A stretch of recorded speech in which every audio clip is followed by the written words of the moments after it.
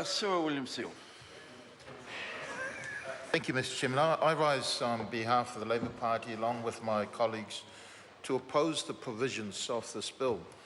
So if we look at the clause 79A, purpose of the part, I find it ironic that the focus of this bill is to recover its costs in respect to the provision of certain policing services. And the government is focused on doing this at a time where we need our police out on the streets on a regular basis, at a time when there is high demand for our police services to be investigating cases of shoplifting, of turning up to ensure that people are safe. And the whole focus of this bill is about cost recovery. I also find it ironic that this government came into power promising tax cuts and did in fact restructure our tax cuts. And now we're seeing what the end result is. There has been a pattern, sir, and this pattern has been repeated in this particular bill. In clause 79B, we're not given a whole range of what it is that the police is going to be charging the public. The only thing that we see is on clause 79B3 is they give an example of vetting services by the police. We don't have any other idea of what other services will be charged to the public. Now, I have to say, sir, I'm glad that my colleagues are opposing this. I understand that those who sat through the select committee process heard that the majority of submitters are also opposed to this bill, and I'm glad we are opposing it because I pay my taxes, sir, for the sole purposes of this government providing these kind of services for the public good.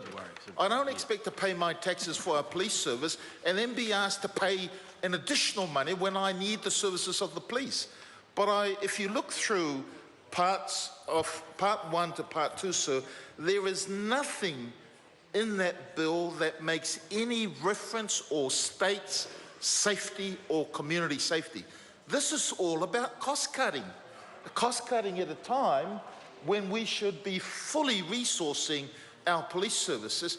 I understand that this government has underfunded the police service about $300 million. This is a service that has been done by the police because we require the police to do so. So I make reference, sir, to the regulatory impact statement that Chris Fafoy spoke to. Table 2, sir. We currently have 12,000 agencies, it says, with about 6,000 active users are registered to use the service and up to 500,000 bets are processed each year. Why are those bets required, sir? For community safety, for the purposes of ensuring that our community are safe.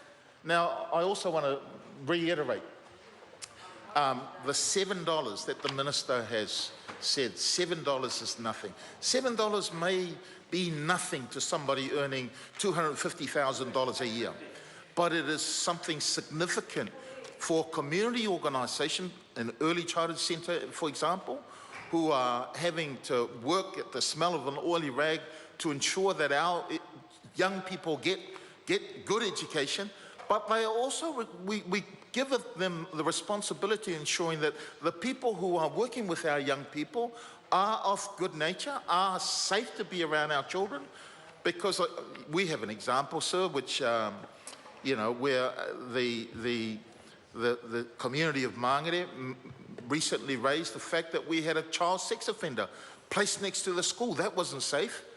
That wasn't safe at all. The minister and others might say so it was, but it wasn't.